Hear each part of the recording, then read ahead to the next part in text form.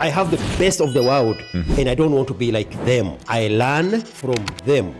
Now, rule number one, and I'll tell you why it's important. That flee in your mind from wanting what other person want in the African context because of the nature of our backgrounds, of lack, scarcity, and poverty, it can mislead you to the point of jealousy and envy. Once those things are in play, your system shuts down completely.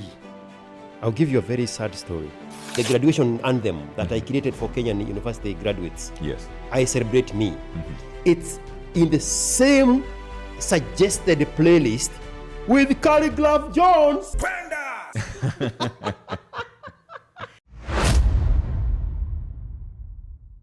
Hey, I think this episode will bring some value to you. If you haven't yet, please do subscribe. It is completely free and it directly supports more content like this.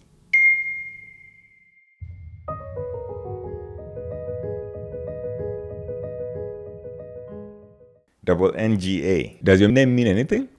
Unlike most of the Kikuyu names, mine is very complicated to explain. Okay. Because it's like tight. Kufunga tight like a kama kifuniko ya gas.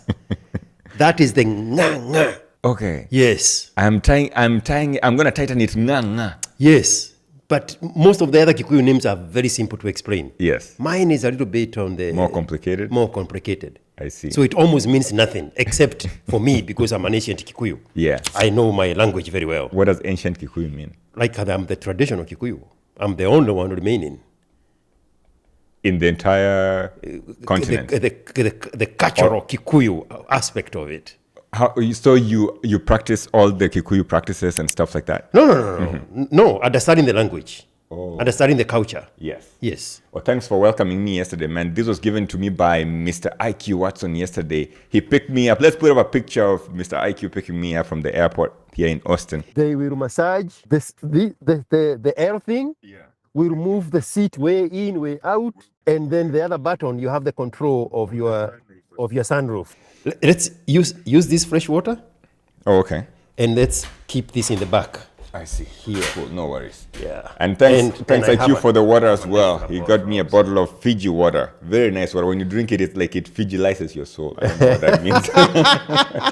I never acquired a taste for Fiji water. Okay. Never. I don't get the taste though. It is a little bit too rich for me. Okay. Yeah. Rich taste. What does rich taste mean? Rich like in heavy. Wealthy or okay. It tastes heavy.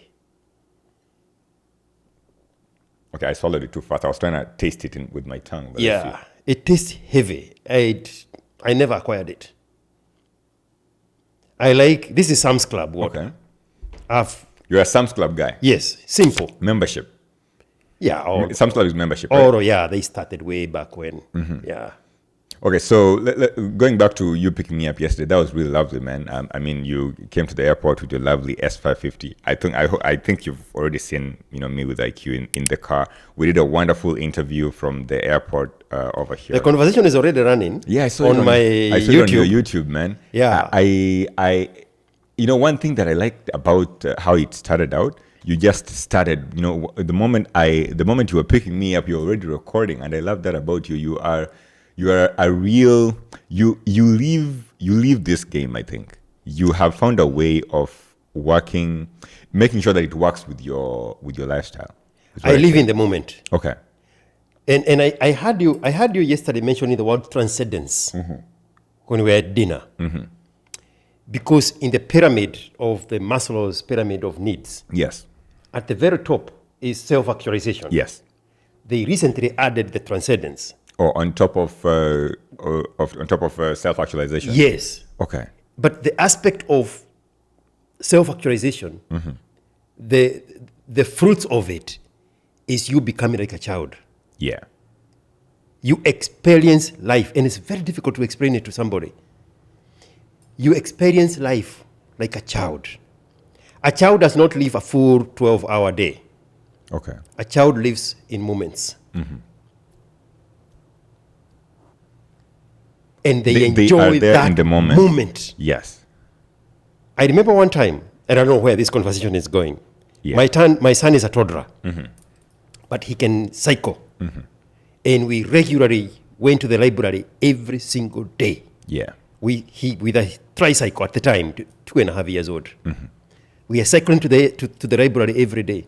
But some of the time he would get distracted by a rock on the side of the road. Yeah. Or a bag.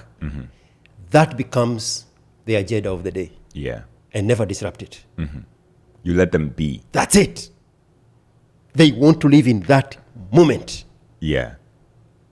And do you think that helps them developmentally? Yes. I was talking to a young mother Yeah.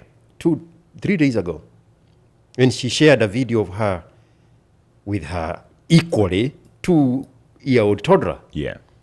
And before she explained to me, it sounded like she was telling the boy, stop doing this, stop doing this. And I said, in our culture, in the way we are brought up, Yeah. we have had a million no's for everyone do. Don't do, don't do, don't do, don't do, don't touch, don't go there, don't jump, don't climb. A million of them. Yes. Before one positive attribute to the action. And this is a young mother. So I was telling her, just get used to telling her what to do instead of not what to do. What to do. And it's very hard. And I got that awareness right before my son was born. So I was prepared. You got the awareness right before your son was Yes. born. Did you come by the awareness? Were you taught? Did you attend some classes, or how did you come What by it? classes, bro? I don't know.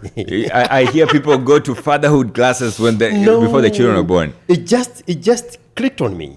I probably let me try to give it credit to Ed Young, Yeah. The Winning Walk. He's obviously a Texan because he has a Texas draw. Yeah. If you look him up, you will see his son. Yeah, let's put up a picture of Ed Young and his son. One moment. Yeah. If you look him up, Ed Young, you're going to find the son. Oh. I know Ed Okay, Young, I see the what you mean. father. Okay, I see what you mean. Ed So Young, the father, who Yeah. started the Winning Walk. He used, when I was doing construction in Fort Worth for a year in 2002, I would sit in the car at night because Yes. we also secured the facility. We would work during the day and then would get paid separately to be the security of the construction site. Yeah. So you were working like a double shift. Yes. Yes. And in those nights, I would tune in to a random radio station. I don't know what it was. Yeah. And Ed Young, the father, he's now probably 80-something years old, would be there with the message of the Winning Walk. Yeah. And he had now what is the modern day masculinity messages Yes. at the pulpit in church. The Winning Walk. He was talking about dysfunctional families. He was talking about families that operate dangerously. He was talking about failing marriages. All the things that the masculinity people talk about. Winning Walk was doing that those days. Yes. I have looked far and wide and I cannot find any of the old tapes. I have a volume of the CDs, but I don't know where they are. Yeah. So you think So- this Winning yeah, go Walk ahead. is where you are sort of being weaned into this new form of yourself that eventually was to become a father. This was your preparation into fatherhood. Yes. I'm saying this, with all humility because I'm about to become a father for a second time. Probably by the time this episode is dropping, I'll be a father of a new human. I'm still trying to get to understand what that feels like. I'm But we'll know. I'm pretending I don't know that story so that you can have the full effect of it. Yeah. Yeah. So this is how you learn then that you learn a bunch of things that prepare you to become a wonderful father to your children or to your son who was almost born. Unless you make the unconscious conscious, the unconscious is going to dictate your life and you're going to call it fate. Okay. So that unconscious is now what is playing in my conscious Yes. 20-something years later. Is this put up somewhere? Is it like a quote that you've written somewhere? I think these are quotes that should be allocated to you. Like unless No, it's not my quote. It's not my quote. okay, I see. It's probably going to come up from some 18th century message or something. Okay. But there's something similar to that in the Bible. But my point here is, Yeah. Ed Young, the father, he was raising boys. Bro, the message we have today, I used to listen to it from Ed Young in 2002.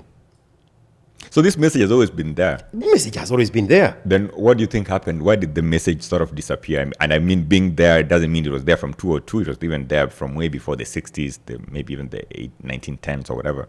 But somewhere along the way, between, I guess, 2002 and 2020, something happened. So what do you think happened that disrupted the message? And just for context, what message are we talking about? How to raise a boy to be a responsible, functional man in the society. Long before I heard the message of Ed Young Yeah. in Kenya, when Kameme was the first FM radio station, they used to run a program, a very brief program, like a 5 minutes little segment. And it was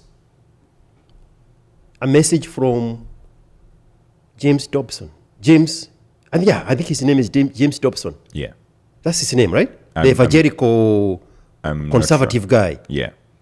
Let's look him. I'm gonna look him up as you It's explain this. called Bringing Up Boys by James Dobson. I Yes. think that's his name.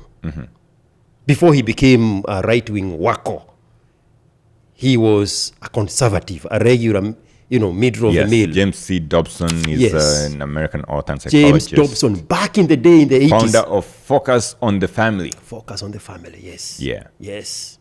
This Ed Young is the winning walk. Yeah.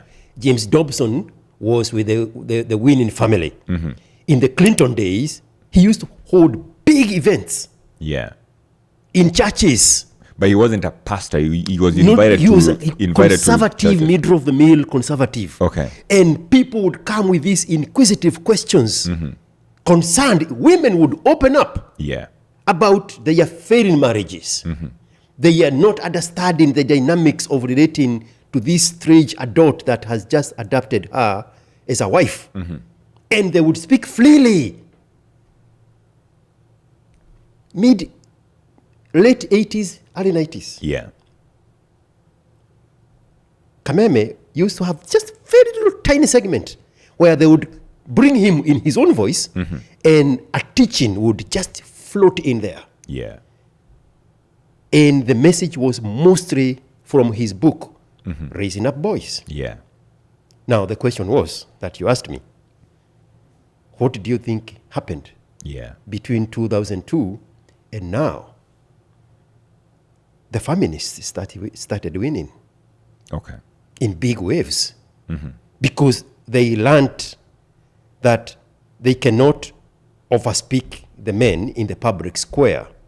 So they recruited, well, number one, before that, they isolated the man individually, every single man, in the home, emasculated him. Okay. Then the second wave was to raise the boy without the influence of the father. Okay. The third wave is to turn that boy against the father and pro-mama. Now, And so the boy who eventually comes out is one who doesn't understand respect or want to become no, it's fully one thing himself. not to understand respect Yeah. because you are receptive. Yeah. It's another thing to come with disrespect proactively Okay. because you are being taught to Disrespect. disrespect the father, Okay. disrespect the voice of the man, reject masculinity. And so to get you clearly, it was specific individuals who did this. It was not every. Yeah, so they everyone. couldn't beat the wave Okay. in the public square. So they isolated an individual man. And that man at home is emasculated. But what is the goal here? Was the goal? I mean, because my understanding of the goal of most feminists is to empower women. So does it mean that covertly the goal is to suppress the man? Women innately, and this is very controversial, they want what the man has. Okay. But every But man not- also wants what the other man has. I mean, Yes, but the problem is women have been given an agency to acquire that in the natural order. okay. The modern woman wants to have it. Most men, and I'm the president of those men, we love boobs on the chest of a woman. Yes? Okay. We admire them for what they are. Yeah. We just, in amazement of how they defy gravity, how they make the clothing shape around them, how they shape the body of the woman, how they make the woman tender and feminine, just by them being there. But I cannot love them too much to want them out of the body of the woman. I hope I don't lose you. What I'm understanding so far is you love them as women in No, their. I womanhood. love boobs when they are on the woman. Okay. The moment I overdo the loving of the boobs on a woman and I want them out of the woman, that means we are going to cut the boobs out of the woman. And now once they are cut out of the woman, they are useless. They are not going to be the same admirable thing. Yeah. Right? It's the same thing with women wanting what men have. Okay. What do men have? The power, the control, the masculinity, the energy, the leadership, the logic, the decision making, the tenacity, the endurance. All the things now, we'll find out later, is what the modern woman is being told she can become. Yes. But let's still go back here. A woman has to admire those things in a man the same way we admire their chest. But if she overdo it, If she admires the things in the man, if she she admires the wants power. it out of the man the same way. We can imagine wanting the boobs so much that we want them out of the woman. I want to keep them for myself. That's how much I love them. You just overdid it. So If by a wo- over loving power, you Yes. Oh, get it out of the man. yes, wanting too much beyond the natural limit. Because my interaction with a woman of my choice is because of what she brings. But I cannot take that away from her. Okay. The interaction between a man and a woman is attracted by the strength of the man. Okay. The logic, the decision making, the endurance, the tenacity, the frame of that man. But if she overdo it, then now she wants that from the man to herself. You get the point? Now that is emasculating the man. That is what most of the corporate world has taught the woman to do. You can go there and compete in equal footing with a man. You want that man that makes decisions, you can become that man. Okay. So let's break this down a little bit here. Does power equate to leadership? Does it equate to control in the home? Does it equate to running businesses? Does it equate to earning money? What does this power equate to? Is power, or what is this power? Power, the term power has been demonized. Okay. So we can change it to a very simple piecemeal statement. Responsibility without authority is servitude. Okay. Responsibility without authority is servitude. Yes. Which is the premise now of the modern man's dynamic and arrangements at home. Yeah. He has been given responsibility, but has no authority. So oftentimes he's not the one making the decisions. I articulated that very well in a video, a drive-by video. Is a married man a weak man? Is a married man a weak man? Yes. Okay. And the reason I'm remembering is because of precisely the questions you prefaced. Does that equate to power? Does that equate to leadership? Does that equate to making decisions? Does that equate to running a business? Because when I posed that question, I said, forget about the weak man. Let's define what is a strong man. So what is a strong man? Is the one who makes the decisions. Okay. is the one who is leading the company, is the one who is running a business, is the one who is in the position of power and influence. So I think that as a man who's married, there should be some difference of authority to the man in the home, simply because there can be two figureheads at the top of the home. I mean, as much as power is shared, I guess, in married homes, there should be an overarching authority in the home, and that should be the man. I agree with you there. What I don't know, though, is if a woman usurps that authority from a man, if that marriage will survive in the first place. Which is why we are talking about it. Yeah. We started with what happened between 2001 with the winning walk of Eddie Young to where we are now, is because that man was not given the agency, was not given the space to exercise the agency of leadership. Right? Yeah. And this idea of shared power was not intended to make the relationship stronger. It was intended to actually share. If you are in a relationship, if you're in a marriage, and you share power, 100% of the power, and you share it equally, what is the percentage of the power in the house? Well, it becomes 50-50, I guess, if you're sharing it equally. But it was 100 before. Yeah. But you're in the same house. Why is it 50 now? I guess. Because the intentions were wrong.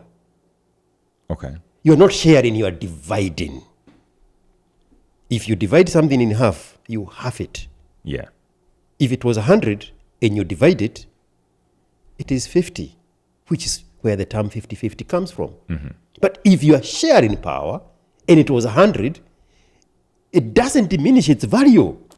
So you can share power and leave it at 100. So Yes. it shouldn't be 50-50. 50-50 is because you are dividing So it. it should be 100-100. People throw that term around without even knowing the ramifications of it. Okay. 50-50 means you just divided the 100 into two 50s. Okay. We no longer have 100 power. Yeah. It's 50-50. Half the efficiency. But I mean, if I were to get Half the efficiency. I hear what you mean. Go ahead. Yeah, if I were to get mathematical on you, though, I mean, it was 100-100. Now what you have is 200. So you still have half. I mean, you have half of 200 and half of 200, which is still 50-50, I guess. But I mean, I don't want to go in that direction. I was going to ask you, so is sharing power okay? Is what I was going to ask. Would that be okay then if we both retain 100? And what does that look like? What authority does the man and the woman retain when each of them has 100% of the power? There is sharing and there is dividing. Okay. Put a pin on it. Yes. You drive a German machine. You can go in the settings and you can distribute the power of the train. Yes. I do that with my Mercedes-Benz, one of it. I like how you threw that, one of them. One of it. Because some of them don't have that capability. Yes. The one I gave you a ride on yesterday does. Yes. You can pick a button and you can distribute the power. Yeah. Through the front or the back. That's what they call the powertrain. Yes. You are sharing that power between the axles. Yes. But the axles are working together to propel the car. To propel the car. They are not dividing it. That power is not half because it was distributed, because it's shared power. That's the difference between sharing and dividing. Okay. The aspect of 100 is not equal to 50-50 is because in 100, in a powertrain German machine, when you push that button, it distributes the power but still keep it at 100. So do you support the idea that women can be leaders with 100% authority? And the reason why I'm asking this, I'm going to preface it with, historically, you said you're one of the few ancient Kikuyus remaining. My understanding of Kikuyu heritage is that there was Mumbi and Gikuyu, right? And I've heard of the story of Wangua Makeri, which I guess doesn't paint a very good picture. It's a very bad story. I gave a very bad picture. But I mean, that's a bad story, you know, meaning heritage, I guess, when you have women leaders. But I've had stories of women who've been successful leaders. So there's Mekatilili Wamenza from the Kamba community. I've heard of that. Or was it the Mijikenda community? I've heard of Queen Nefertiti of Egypt. There was Cleopatra. I think Cleopatra was somewhere in the ancient Europe. And there was this lady from Ethiopia who visited King Solomon. I forget her name. And the Queen of Sheba. Yes, the Queen of Sheba. Yeah. And I think the stories that are being shared is that these women seemed to wield authority in a nice way. Of course, there's bad stories of women leaders as well. But focusing on the, you know, in the good women who were leaders, I think we can qualify the statement and say that even if a woman was leading, we can still have wonderful outcomes at the end of the day. Similar to when some men lead, we still end up with bad outcomes. Why did the question go back to your original simple question? Mm-hmm. I want you to remind you of the question you asked. Yes. What happened? No, the question you asked. Which one? The original question you asked before you widened around the women was, do I support or do I believe women can be good leaders? Yes. And you said, I am a Kikuyu. Mm-hmm.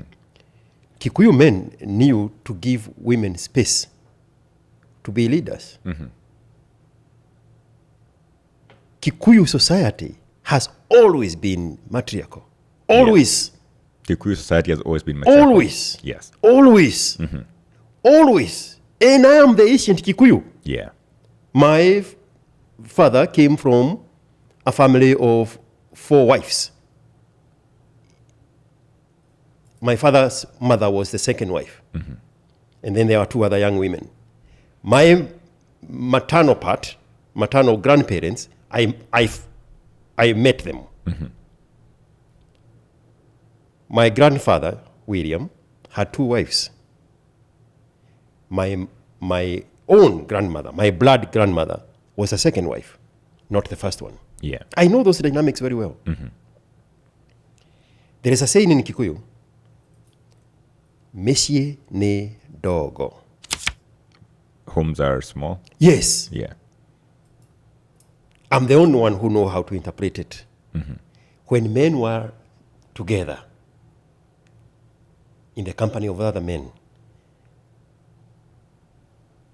they would say, that is my home. There, you see the smoke coming out of the roof? That is my home. Mm-hmm. But whatever happens there, the woman there is the leader. Yeah. Men woke up in the morning, had breakfast, left. Yes, to go and hunt. Go do business. Mm-hmm. Go to whatever they were doing. At the time of the last years of my grandfather, mm-hmm. he was selling sugar canes. Yeah. In Nairobi. This is the time when Karofo was not demonized as an illicit brew. I don't know what Karofo is. Karofo is the kienyeji drink mm-hmm. that they used the sugar cane to ferment it. Okay, yeah. And there was a lot of demand for the sugar canes from central Kenya mm-hmm. to Nairobi. Yeah, to make Karofo. To make the Karofo. Yeah. There is this plant, I don't know its name. Muratina? There's the Muratina one. Okay. I saw old men in my village making Muratina. Yeah. With the sugar cane. They would grate the sugar cane with a grater mm-hmm. and then put the Muratina there to help with the fermentation. And a week later, they are sitting there drinking their Karofo. Mm-hmm. But now, my grandfather did it in large scale. Mm-hmm. He kusanyad sugar canes from other farmers and then took it to Nairobi. Mm-hmm. They woke up, disappeared, mm-hmm. came back at night. Yeah.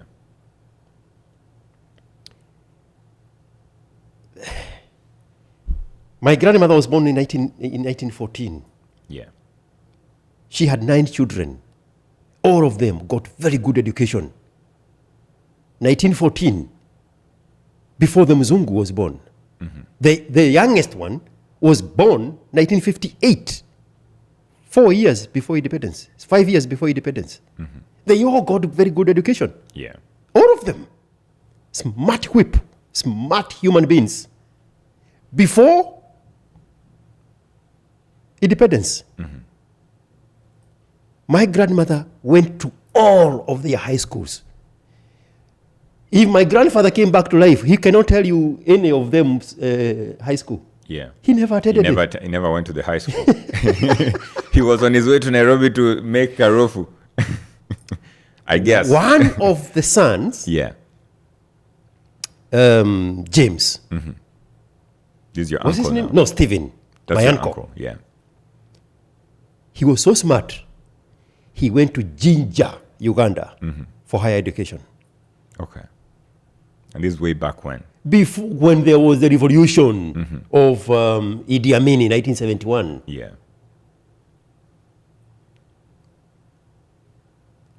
My grandfather has no idea where those kids went to school. His job was to make the money.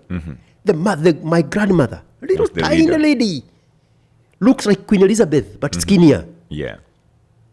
elegantly dressed, holding passes just like Queen Elizabeth, smelling Yolanda Perfume. perfumes on her body. Smart, elegant little lady.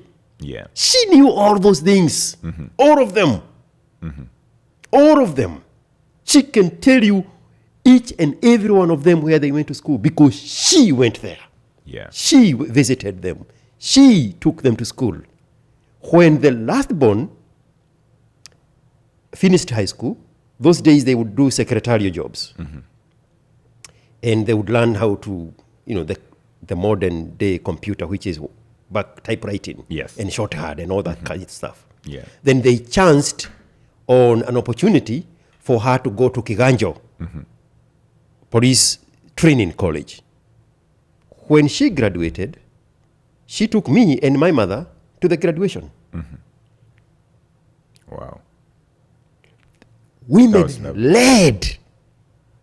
Women managed homes.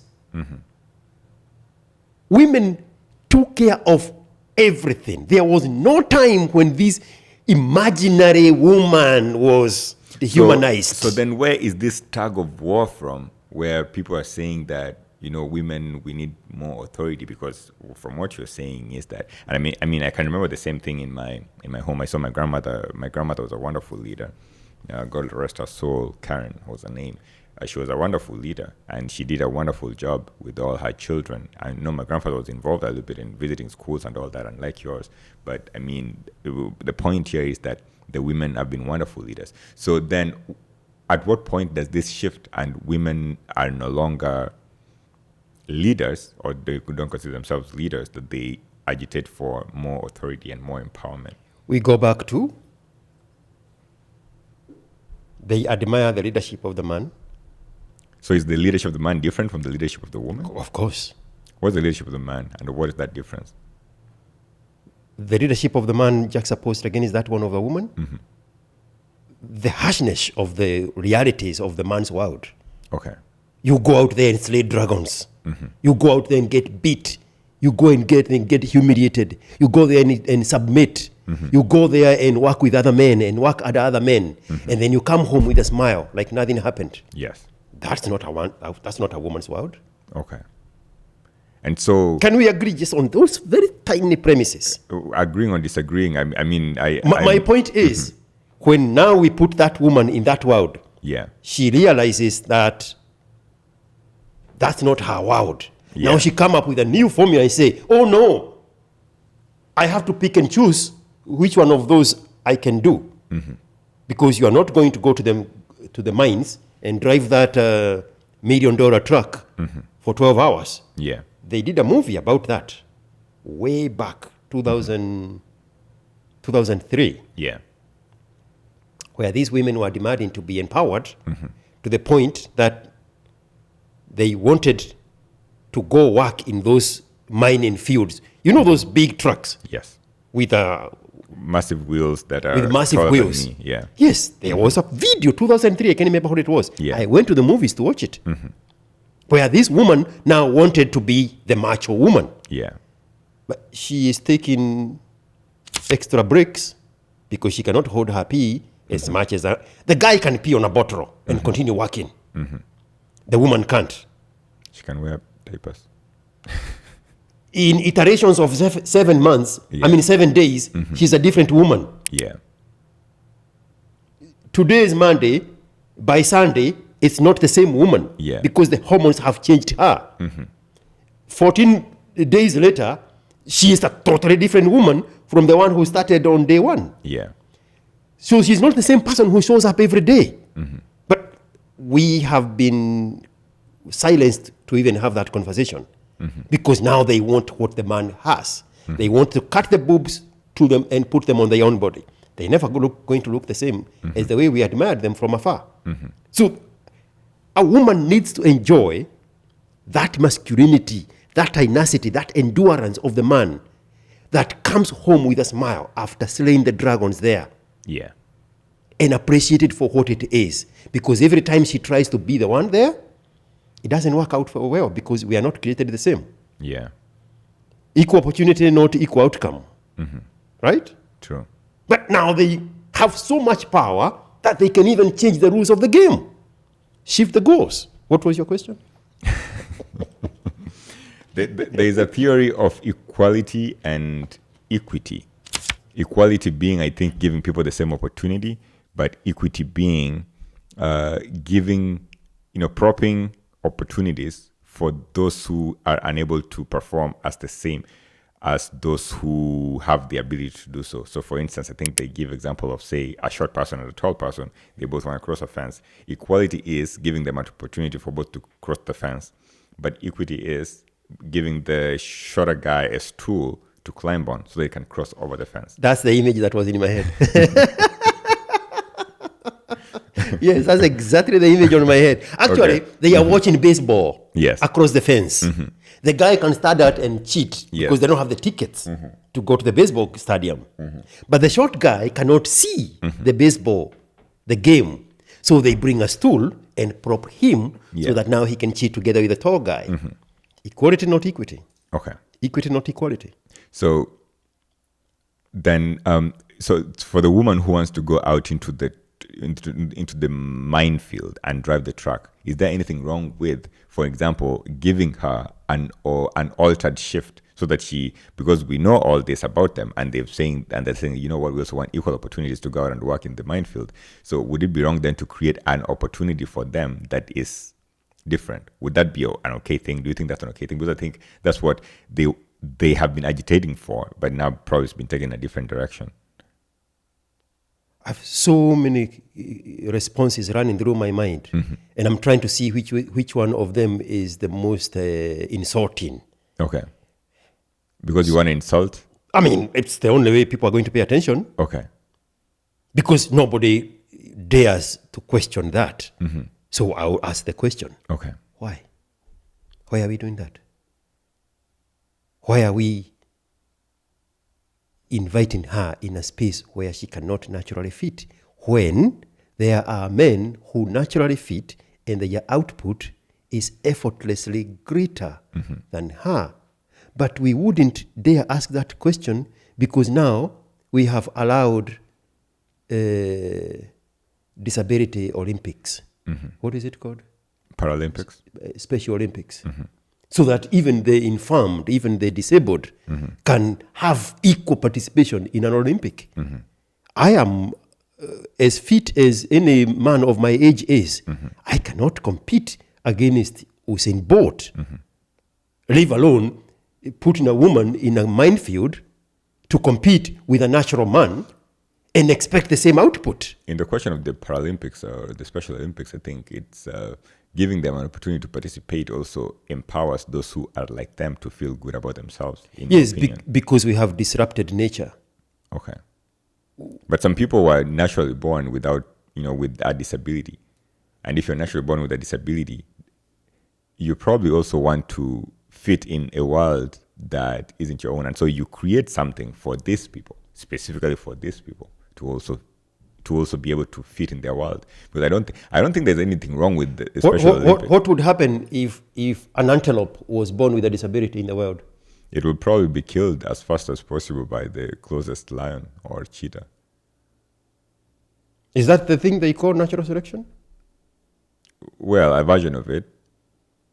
We have disrupted nature. So now we are too far gone to even have that logical conversation, because now there's a disabled person who is going to be insulted. Because we are so far gone, we have special seats for disabled people in parliament. To represent the disabled people, I think, because they are always not part of the equation when discussions are happening. Is the weakest protected by an equal weak person or by the strongest? Well, the strongest don't seem to have cared about them enough, and that's why they're thinking that, hey, if we bring one of our fellow weak people there, as you're calling them weak, our voice might be heard. But I mean, I think we were talking about politics yesterday, and we realized Is the that weakest protected by the strongest or an equally weaker person? I think the best protection will come naturally. from the strongest person. I mean, if you are an elephant and you look at elephants all the time, and there's babies are weak, so the babies can't be protected by babies. They have to be protected by the strong male or strongest female elephant, I guess, in the pack. And so that is naturally supposed to happen. The protection should come from the strong. The strongest. Yes. Hold that thought. Unfortunately, the strong are not protecting the weak. The strong are protecting Hold themselves. that thought. Now, let's ask the question again, but not for the response, but for emphasis. Is the weakest supposed to be protected by an equally weak person or by the strongest? And the response is the weakest is best suited if they are protected by the strongest. Yes. We square all the way to the beginning of this conversation. What happened to the man of 2001? 2002. He was weakened. Okay. He was emasculated. Okay. He was denied his space to exercise his agency. So now we are not looking at him not protecting the weak. We are looking at him with inability, incapability, without the agency, without the tools to do that, because he individually has been weakened Yeah. by somebody who wanted his authority. Okay. I was reading the story of, we are not going to get lost. No, we're not getting lost. I love the conversation. I mean, the conversation goes where it goes. Of Karl Marx. He was studying law in Bonn. His father wanted him to be a lawyer. Then he transferred to Berlin to do whatever nonsense he was doing until he died. The real Karl Marx. The real Karl Marx. The economist. He was not an economist, he was a socialist. Okay. Well, I guess that's a form of economy, a socialist economist. Okay. He was secretly engaged to Jana, I think was the name of the girlfriend. But Jana did not have to work. Yeah. She belonged to a higher class society. She was 4 years older than him. Okay. He is the modern day replica of a Gen Z Dwanzi. 19, dating a 23-year-old woman.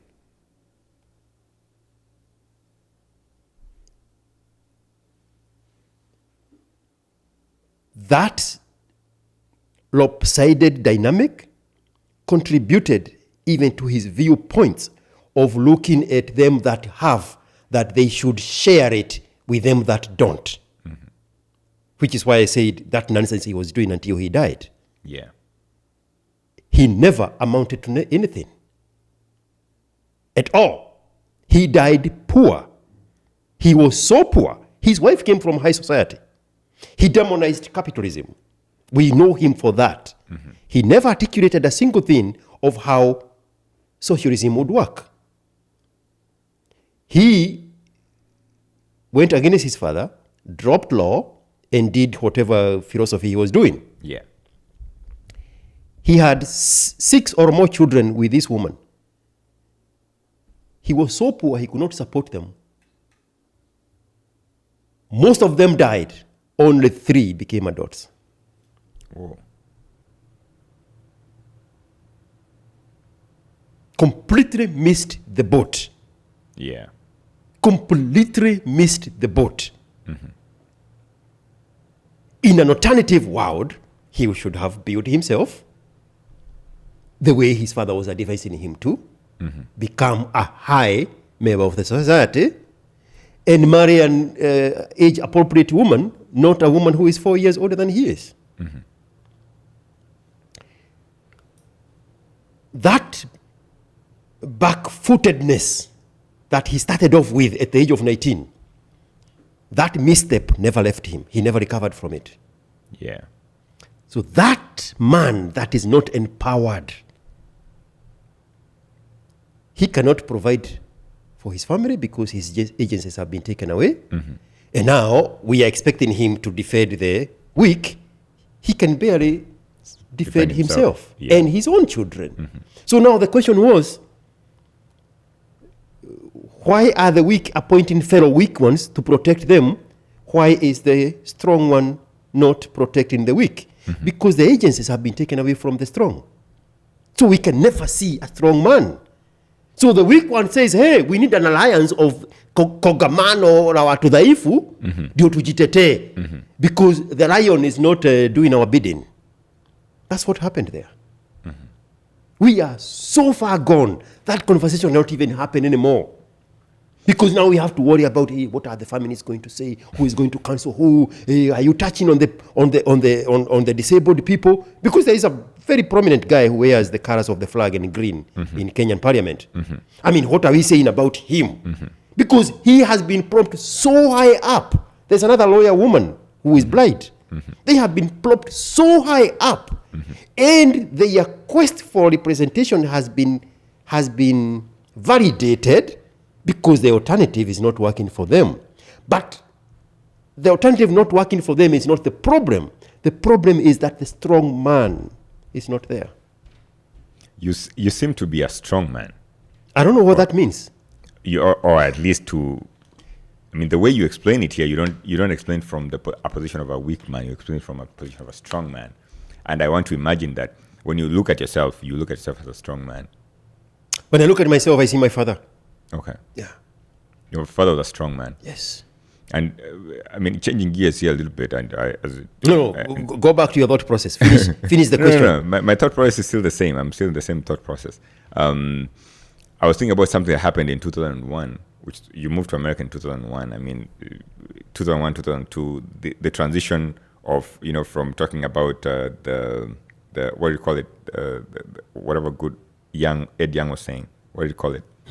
Ed Young. What did Ed Young call the program that he had? The Winning Walk. The Winning Walk.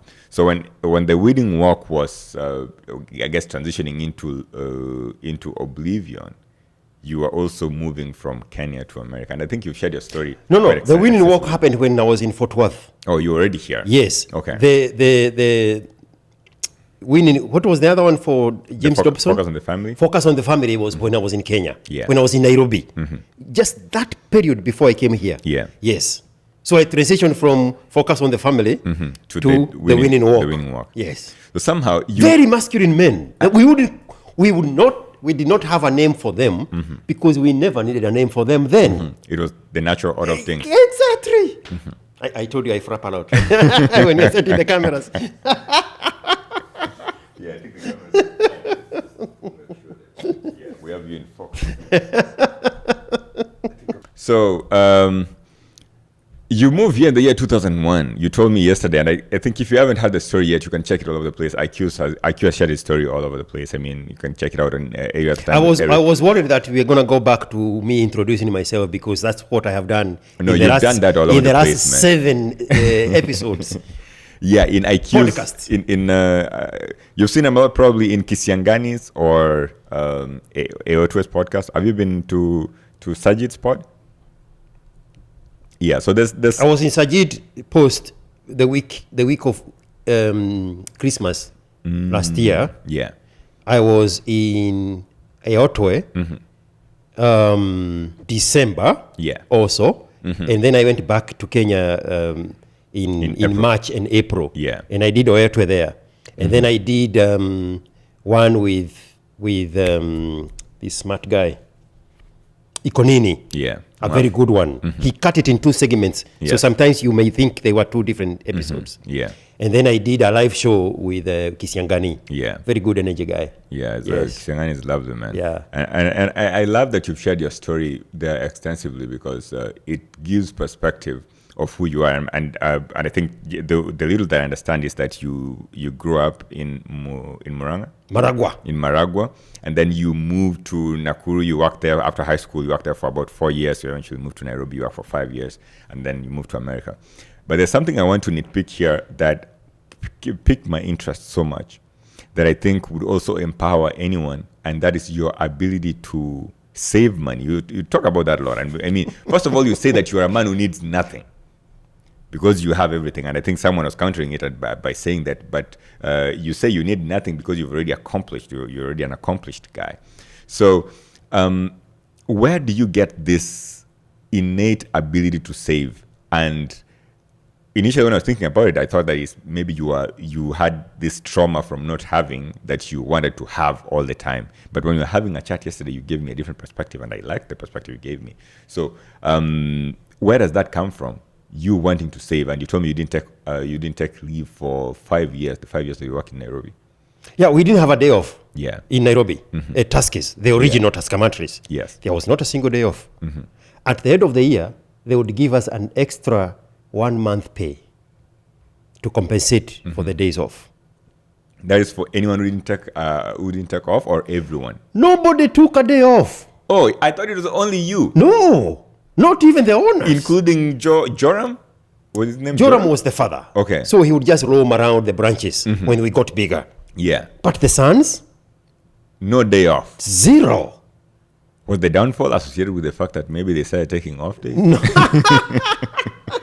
You take Bro, off, you those- die. You know that little saying probably in American culture that I learned everything I needed to know from kindergarten. Yeah. Share your cookie, take a nap in the afternoon. You know that thing, right? I learned everything I need to know from them. Yeah. Everything. Those 5 years were boot camp. Yeah.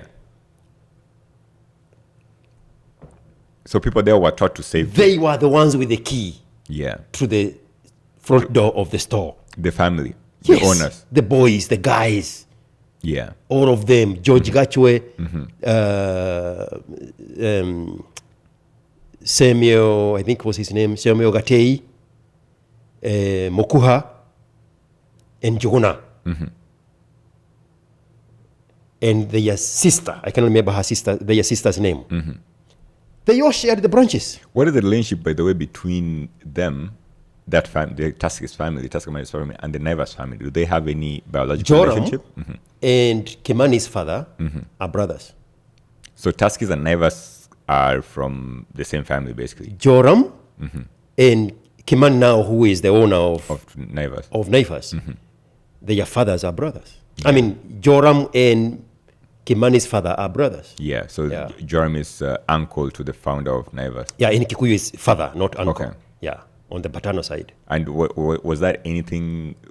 Was there inspiration there at all? Because I remember Naivas was called Naivasha something stores when it started off. Was there any? Did he steal a leaf, or did he borrow a leaf from his uncle or his father, as you call him, in Tuskys, or he just started off by himself and somehow? When I joined Mfangano, and you remember to go back to your original question. Yeah. When I joined Tusker Mattress, there was only one supermarket, Yeah. Mfangano. Yes. Then we created OTC, which is why they were hiring me. But we were too small to go to Bidco or to go to East Africa Industries and buy then in bulk.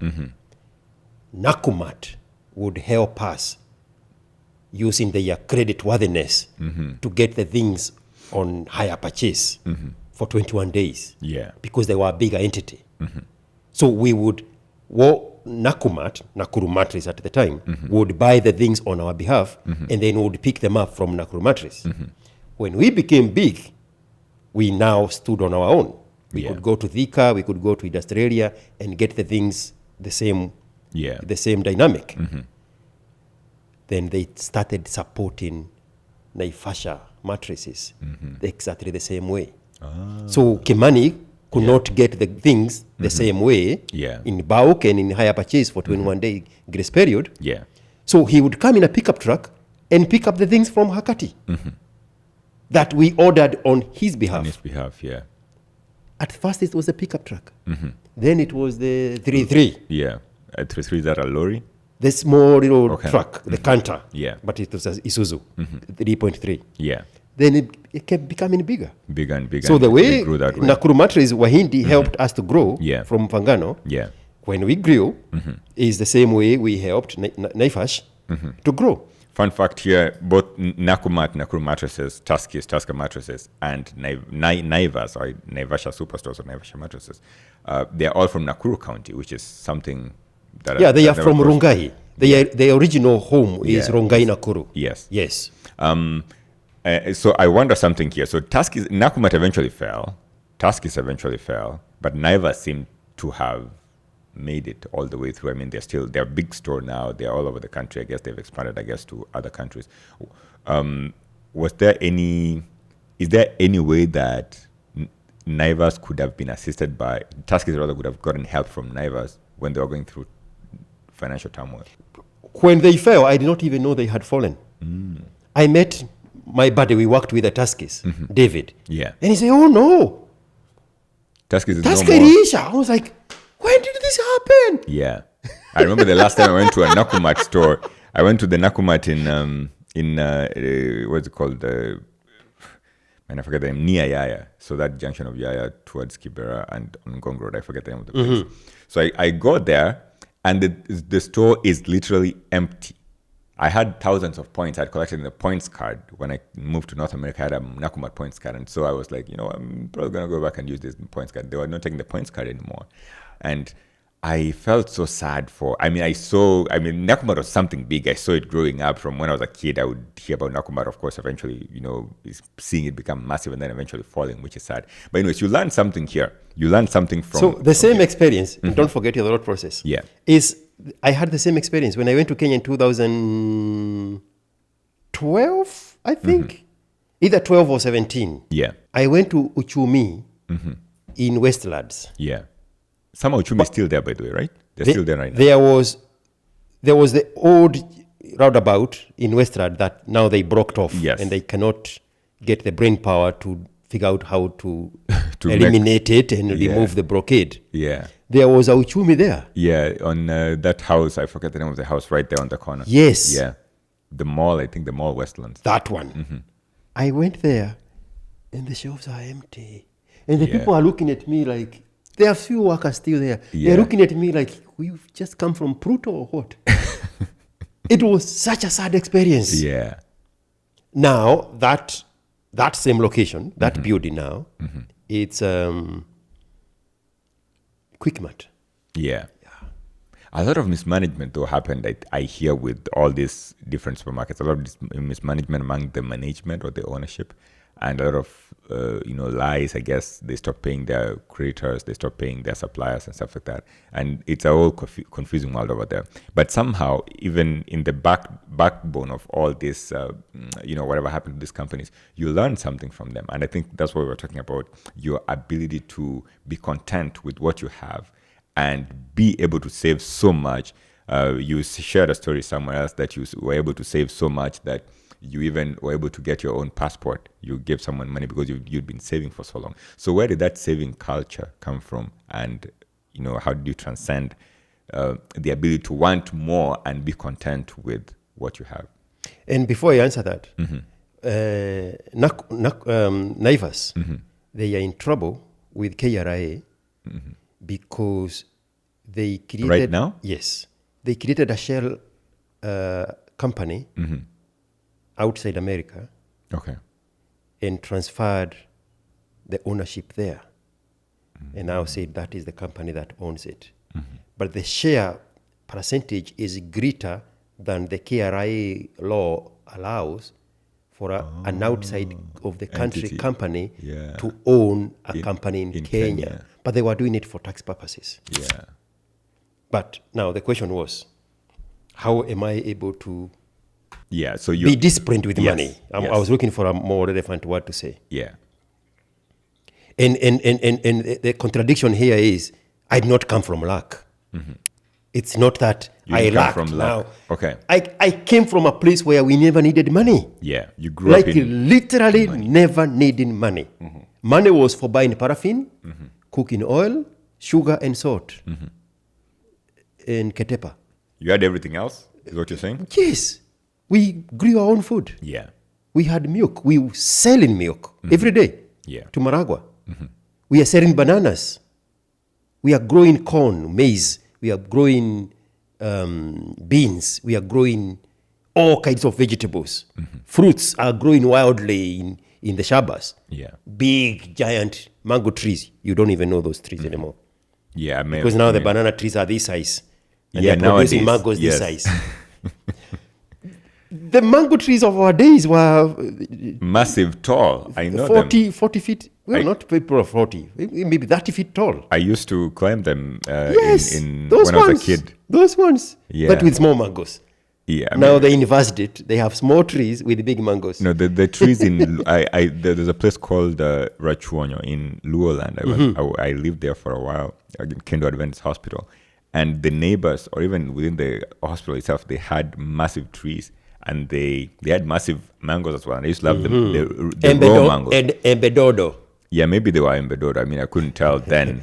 I came to learn about embedodos when I was old, and I think embedodos came from more towards eastern Kenya or the coast or something like The that. coast. Yeah. Yeah. The coast is very good with mangoes. Yeah. Yeah. My brother does business collecting mangoes from that coast strip Yeah. and taking them to Garissa.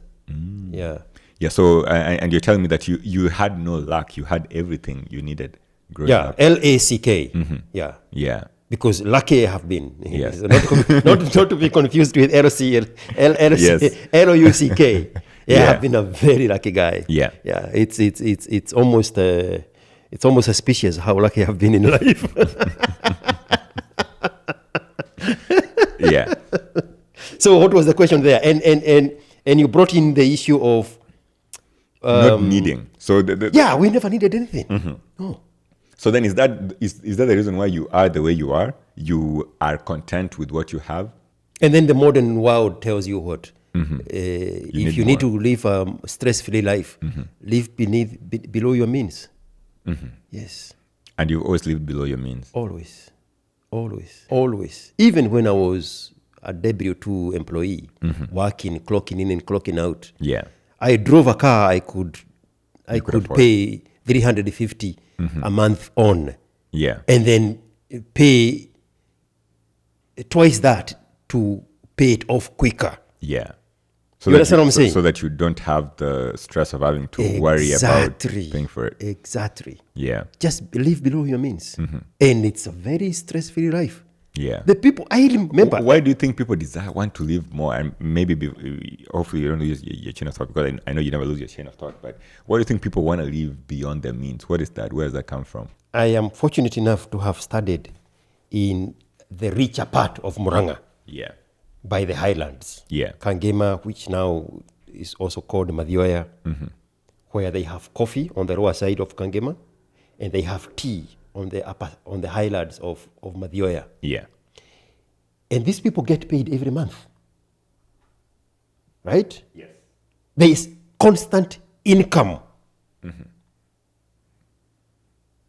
coming to the home. Yeah. But they are not doing anything crazy with the money. No. And they have a lot of it.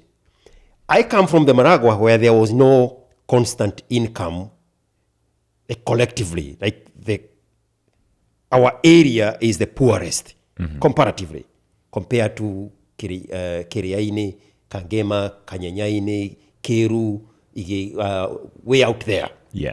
These people are getting payments from KTDA every month. Yes. These people have grade cows that they are taking milk to KCC back in my day. They even had a cooler right outside Kagema town on the way to Koibe. A little cooler from KCC, a plant. That's how much milk they were producing. They had coffee, they had tea, they had milk. They were always with money. And yet, they just live in a very simple, comfortable life. Yeah. Very simple.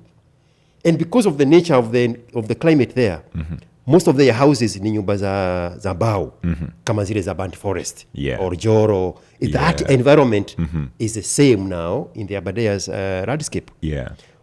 Nyumba ni ya mbao, and then wamekoroga chini. Comfortable, simple life. Comfortable, simple life. You know, someone shared a story with me, J-Mo Willemse. I had him on the pod once, J-Mo. And he was sharing a story with me. He told me that there's a time that he walked around that area. He worked in Moraradia Yeah. at the very first, the original Equity. Yes. And That's where Equity started. Yes. And so as he's working there, sometimes a person would come dressed in gumboots and, shabbily dressed or simply dressed. And they would come, they get to the front of the counter and they're like, I just wanted to check my balance, or I wanted to take out 500 shillings or whatever. Something simple like that.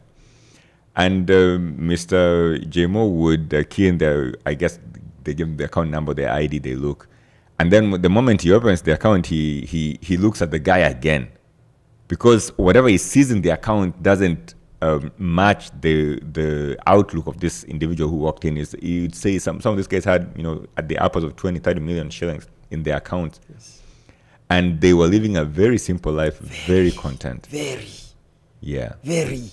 Once in a while, they go there and buy a brand new pickup truck. Yes. I mean, the little pickups. Yes. A Hilux or a 504. Yeah. And you are like, and those days there were no lines of credit. Yeah. Especially to buy cars. Yeah. That system did not exist. So these people had real money. So I was saying, I was fortunate enough to be even friends with the people from those areas. I remember a guy called Muchirongo. Yeah. They had a vast estate of coffee, of tea. Yeah. I spent probably a week in his home. Very nice guy. He had transferred from, there was another high school just past our high school. Nyagatogo, I think is the name.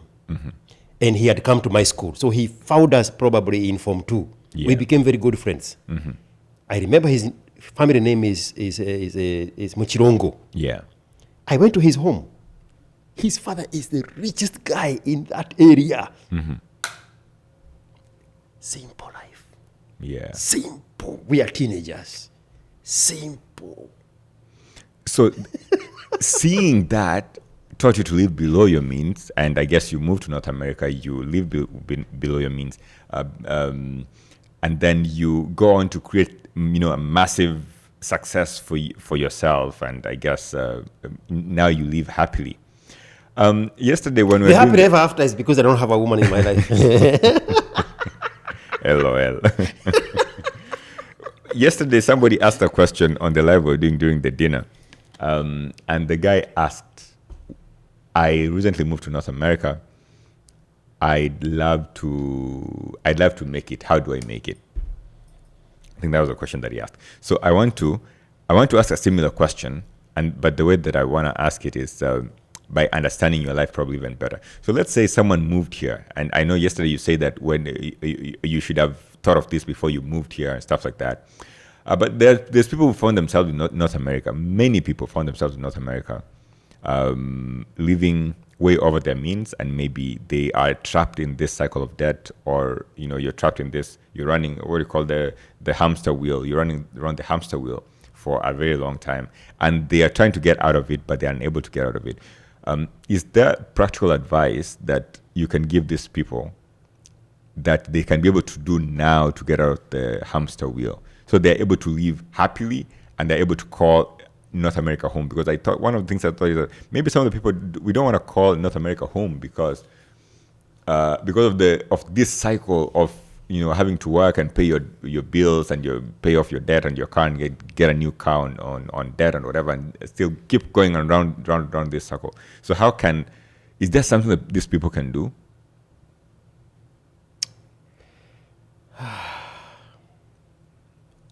The same question, the response I gave to Kingori. The problem with black people generally, and people are now tired of me mentioning the black people in a context of anything. Yeah, it's not that we have we don't have a problem of financial literacy, Yeah. which is the message that has been pushed anywhere in the platforms of finance. Yeah. The problem is we don't have financial discipline. Discipline. I'll give you a very sad story. Look up his name. UT quarterback Young. What was his first name? I'm going to find it right now. Young. What was his first name? Vince Young? Vince Young. Yeah. What was his first package When he was hired, when he left UT to go to NFL? $8 million, was it? What team was it? Was it somewhere in... Maybe this is not the one. These are stories from 2020. Maybe it's not the one. So 2002. Vince Young, first package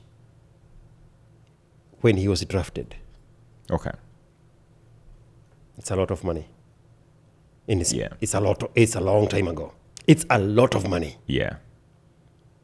The first thing he did was buy his mother a house for cash. He took all the money that they gave him and bought his mom a house. I think it has to be close to 100. Was it 58 million? Looks like $58 million. What team was it? Guaranteed money approximately 25.7 million. What team was that? Tennessee Titans. Perfect. That's Yeah. it. That's it. 58 million. Yes. The problem with black people is not financial literacy. It's financial discipline. That guy squandered all that money, Yeah. all that talent. He was a quarterback. Yeah. All of it. Then there was the indiscipline aspect of it to where he got kicked out of NFL. Yeah. Then he was in downtown one time with his friends Yeah. on West 6. I'll show you where West 6 is. Yeah. And after dinner and drinking, he called an Uber for his friends. Yeah. Then he jumped in his own car and tried to drive home Drunk. drunk.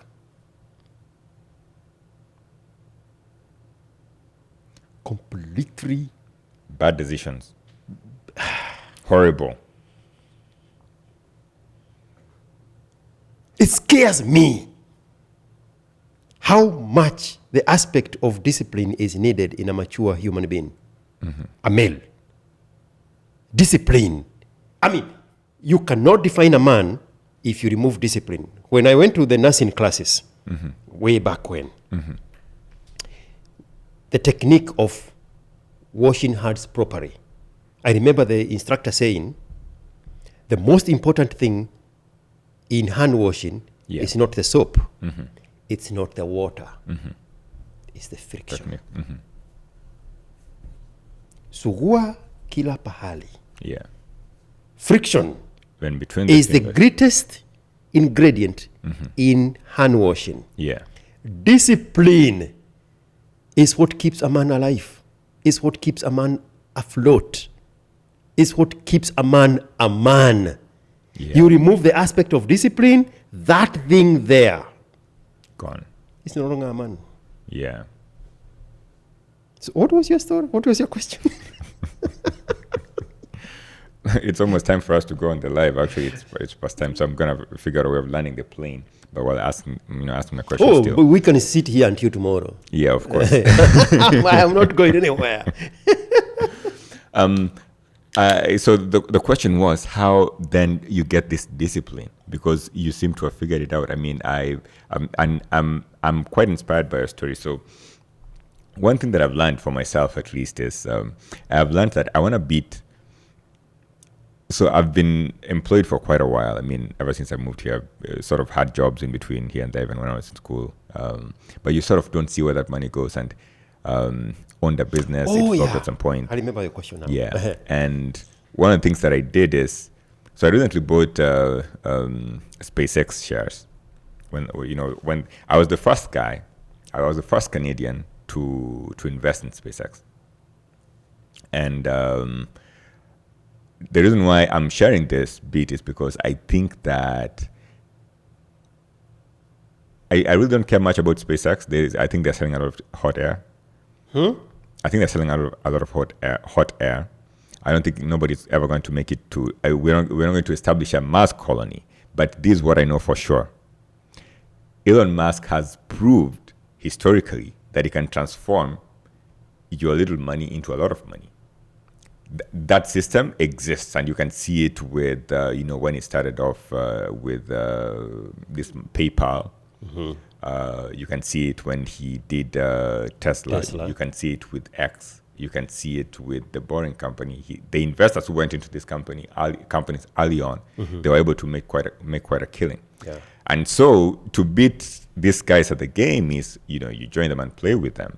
So even if Tesla is going to be, it's generally quite an okay car. I mean, you can find a Chinese alternative to Tesla that is way in front of the Tesla, but because of the value of that Elon Musk has been able to create out of Tesla, anybody who bought Tesla shares early on, like from when they had the IPO, has made it, has made quite a killing.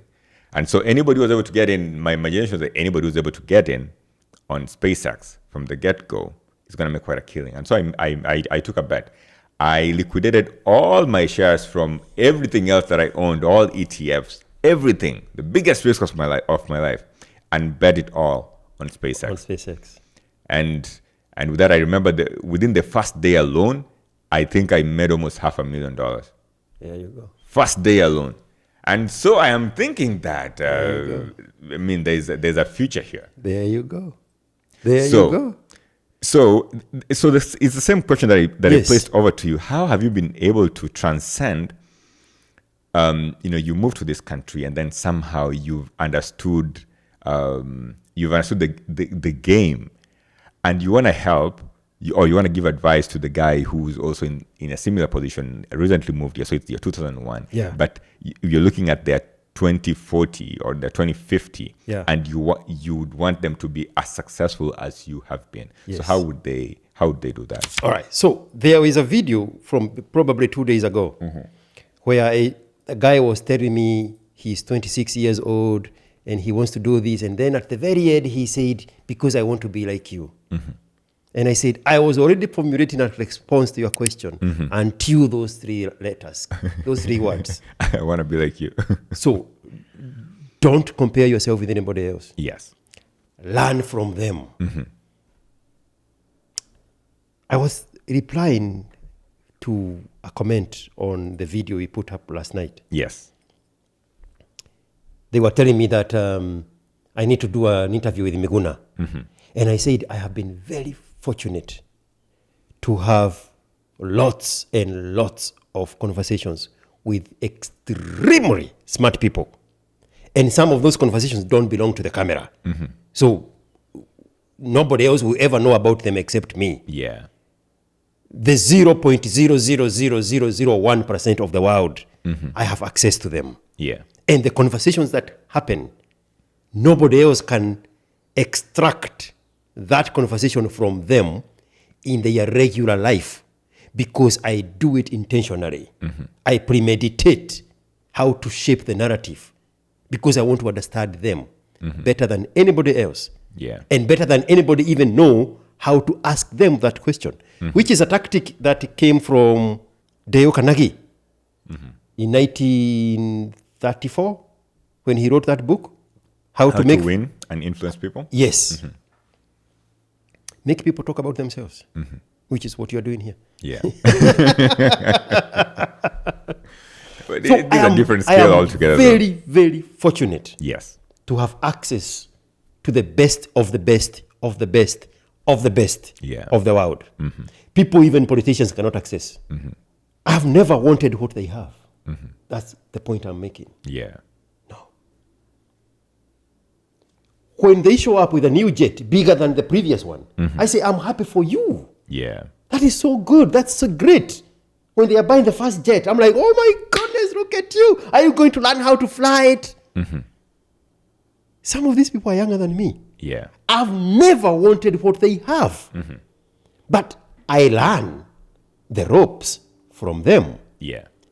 That fleeing my mind And I'll tell you why it's important. That flee in your mind from wanting what other person want in the African context because of the nature of our backgrounds, of lack, scarcity, and poverty, it can mislead you to the point of jealousy and envy. Yeah. And once those things are in play, your system shuts down.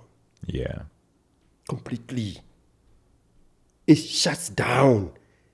That's what has limited Oga Ochichi Obina from being the greatest. Because there is always that aspect of lack, scarcity, and poverty, childhood traumas in him. And every approach to him has to be to the point of, I want that, I want that, I want to be the best, I want to take away, not multiply. Yeah. Take away. And then when he sees somebody who has something that he doesn't have, instead of being inspired by the journey so that he can also get it, you can see physically him shutting down because now jealousy just took over. Yeah. Probably I'm the only one who sees it. So, to the gentleman, Jealousy took over. Okay. To the gentleman. to the gentleman who came here, the one who was questioning. Yeah. And I want you to answer this from the perspective of they don't necessarily want to be like you. I understand. They're just looking for Yeah, genuine I have advice. just eliminated that Yes. aspect. Don't want to be like anybody else. Yeah. I have the best of the world, and I don't want to be like them. Yes. I learn from them. Now, rule number one, and this applies to anybody who steps out of Kenya to any country, whether it's the Arahu Akbar country, whether it's Southeastern Asia, whether it's the good Asia of the minor tiger or the major tiger, whether it's North America itself, you're fortunate to do it, Yeah. whether it's Australia. Rule number one, save your money. How much is it enough to save? Keep saving. If you're asking that question, you have not saved enough. Yeah.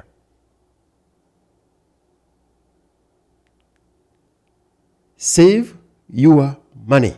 Yeah. I keep telling people who are in the Arab countries.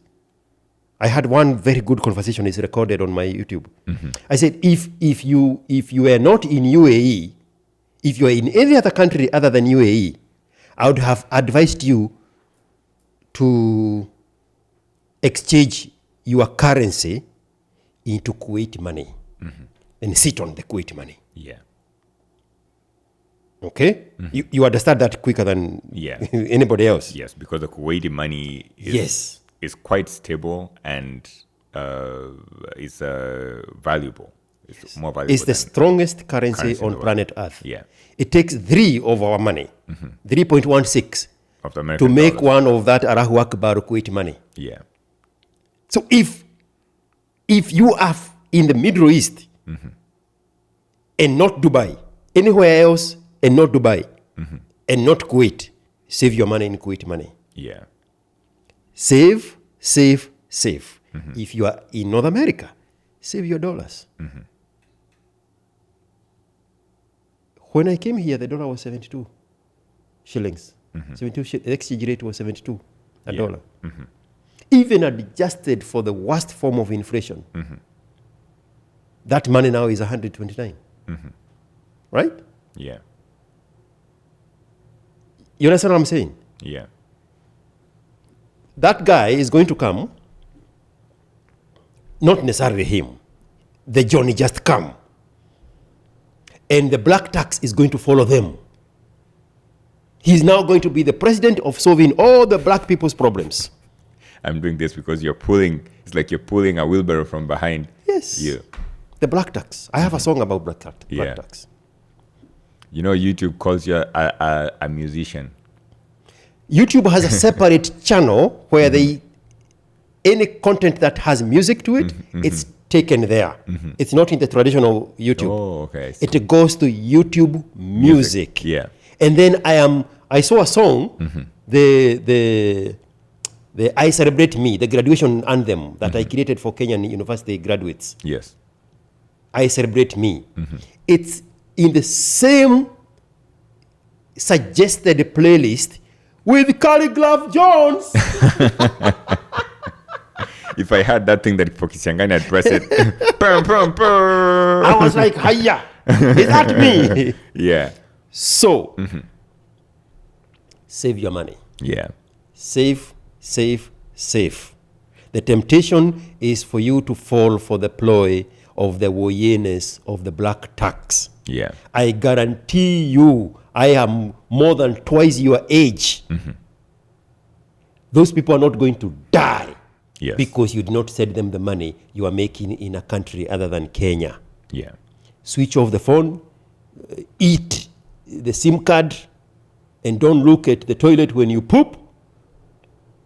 Focus on you. Yeah. Save your money. Rule number 2, very controversial.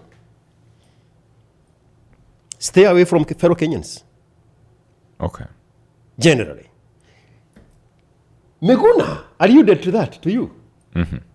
You remember that conversation? He told you, like, They want to discourage you. yes, they want to pull you down to their level. Hey, why are you, this is Meguna's words. Yeah. Hey, you just came here. Why are you in a hurry to do this? Why are you in a hurry to buy a good house? Why are you in a hurry to be in a good neighborhood? Why are you in a hurry to get more education? Why are you in a hurry to get to the bar? They want to pull you down to their level. Yeah. Avoid, I cannot insist this enough. And I have to say it in the most cruel manner so that that is what you remember. Stay away from those losers. They have created villages in Federal Way, in Oregon and Washington State. They look exactly like the fucking Kenyan they left. Wanazungukana kama maumbwa mwitu. Kukulana, kusegenyana, vita, just that low vibration of uselessness that they escaped from. And then they came and they forgot. I saw Gachagua in one of those stupid tours he did in America. In that Federal Way. If you don't see the American flag, you would think you are in Mushada. That's the environment they have created. You see Samido when he comes to perform in America. Look at the venues they create. Look at the venues they take him to. They don't look American. Taka taka. Taka taka. Look at the greatness of America. Look at the kind of stadiums we have given World Cup to access. I'll take you to UT Stadium. 110,000 people seated. Yeah. I have been to the VIP box inside the UT Stadium. They have Moody Center, ultra modern facility for performances. And then Kenyans come and Samido is taken into some stupid. Stay away from mediocre.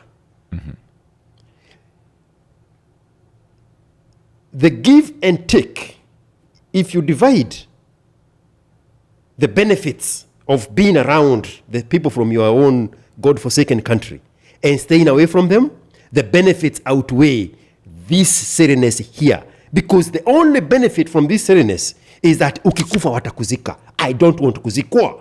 So why else am I there? I don't want kuzikwa. See, hiyo shida sasa imeisha.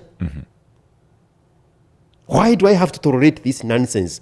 Kusengenyana na kuonekania na kukurana kwa kazi. So the motivation for people to hang around that is so Don't, that when don't sanitize my words. Is that when you die, when you die, people will bury you. So, bro, that's the only reason they are there. Yeah. Unajua huku ni kwa wenyewe. Sasa unajua mtu akishikwa na kachida, tunakujaka pamoja tunasaidiana. Only when they do delinquencies, driving drunk, fighting, domestic violence, they are driving on the wrong side of the road, they are doing criminalities, they get in police problem, the wife call the police or eyes on the husband because she wants to eliminate him because the terrorist group told her now she's empowered, she need to get rid of the man, and now that man is in custody. Hundreds of stories of those cases. Yeah. That's when they come together. Unajua sasa aliwekwa kwa barafu. They cannot even mention the word ice. Ile watu wa barafu, ile watu wa makara. They cannot even say documents. Makara. That's silliness of Mushadha. That's the only time they want to come together because they know they don't have the discipline. Yeah. to match the demands and the requirements to live harmoniously in a high trust society. So they congregate to when the blackness shows up. Yeah. You understand what I'm saying? And I want it to sound as bad as it is sounding. This is very intentional. Don't get in that whirlpool. Don't get in that whirlpool. Bro, by the time you wake up, you have wasted 5 years, 6 years, 10 years. And in between that, you have gotten in this mongeke of kwenda kukunywa pombe, you got in the car drunk. There is a guy, Dennis Jeru. Dennis Jeru. You want to speak to the mic? We came here the same week. Yeah. He came to go to Baylor University in Waco, the Yeah. prestigious Baylor. The same week I came here, Dennis Jeru. He was the top student in Nyeri district. Dennis Jeru, top student in Nyeri district in the KCSE of that year. He came to Baylor, got himself in the mongekis of the Kenyans, started drinking and doing drugs and whatever. Police trouble here, police trouble there, At some point, we worked together at a nursing home. He could not have a driver license because of the troubles he has accumulated by congregating with these of losers around him. More than 10 years ago, he was sitting. You know those people who sit at the intersection waiting to wipe your windshield? Yes. He was one of those people. Another Kenyan guy that we worked together the first week we came to America, he told me, do you know Jero is washing windshields on I-35 and Cesar Chavez, the access road of it? Yeah. I'm like, are you Waiting serious? for handouts. I drove there. Sure enough, Jero is there. And now this guy who knows him more than I do, he's saying, oh, his cousin is in Massachusetts, a woman. I say, why don't you get in touch with her and connect him with Jero? Yes. He wouldn't. So I say, give me her number. I drove back there, picked up Jero. We went to the IHOP, ordered food, picked up the phone, called the cousin, put it on the speaker, and I said, my name is George NGA, but I have your cousin here, Dennis Jero. Yes. Dennis cannot speak full sentences. He's far gone. Yeah. He's a nigger through and through. That conversation did not last 35 seconds. She had to go. Yeah. The top student from Nyeri, the year he graduated high school, Coalescing with Kenyans brought him down. there was no other pathway that would have led him to where he was other than congregating with those fuckers. That is my point.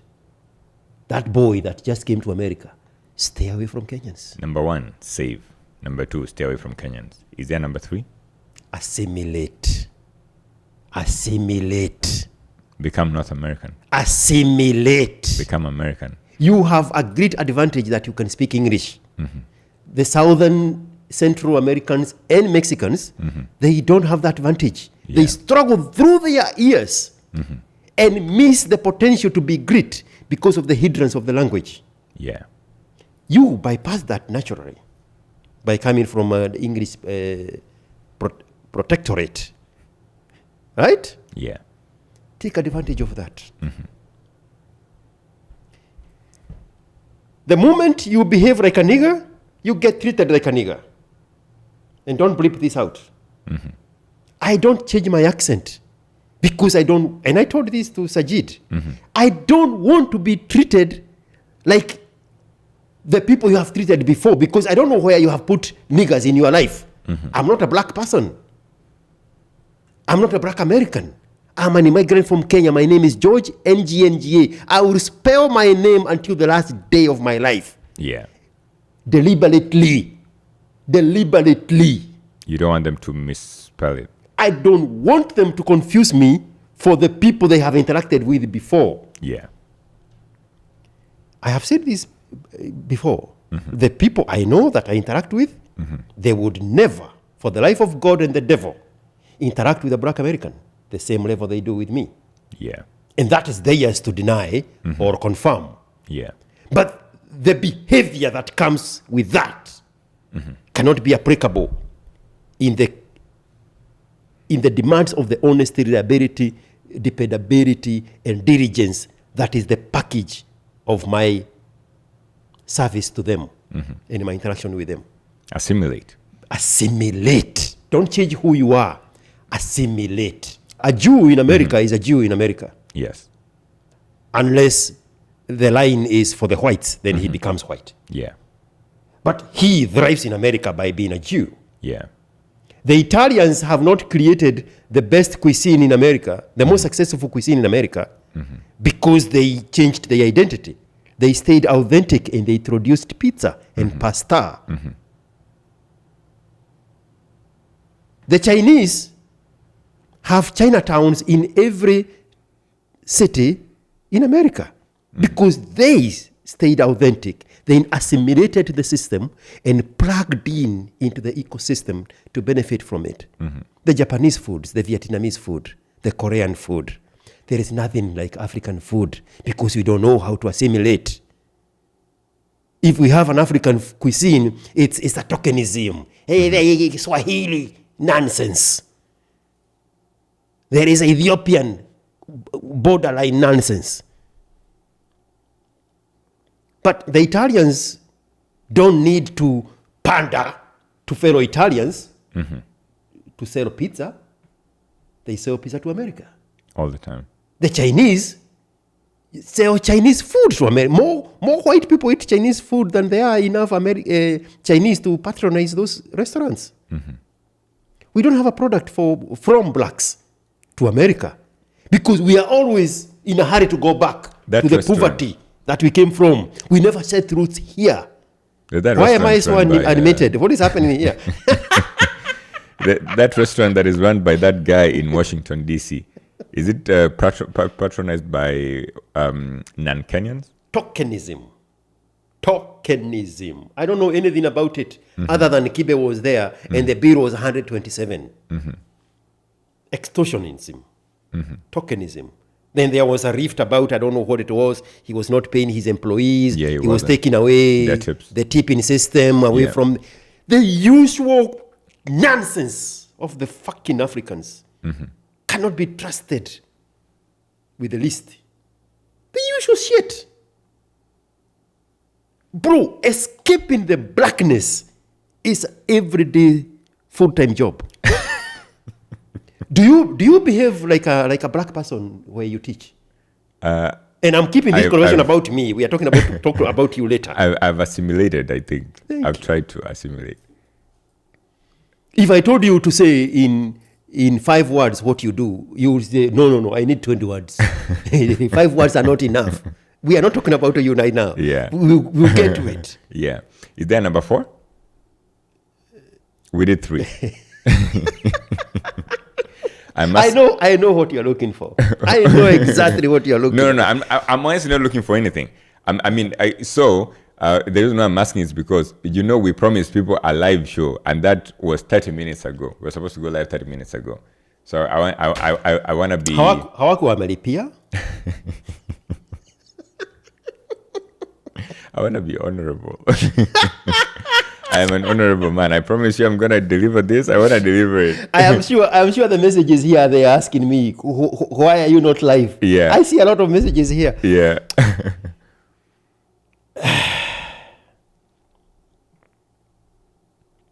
Do not, if you are a man from Africa, it does not matter whether it's South Africa or the north of Africa or sub-Saharan Africa.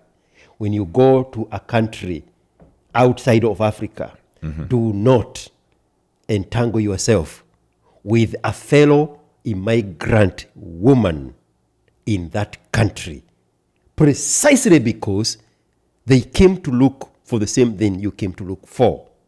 They are escaping exactly the same thing you are escaping. That is something probably I have never explained it properly. I am not against same race relationships. You are married to a fellow Kenyan. But it is not driven by you come together, you root resources together so that you can start building together, which is what the expectation of the black man is. But that woman, anajitafutia kama venye ulijitafutia. You will never, you can try with the Holy Ghost fire.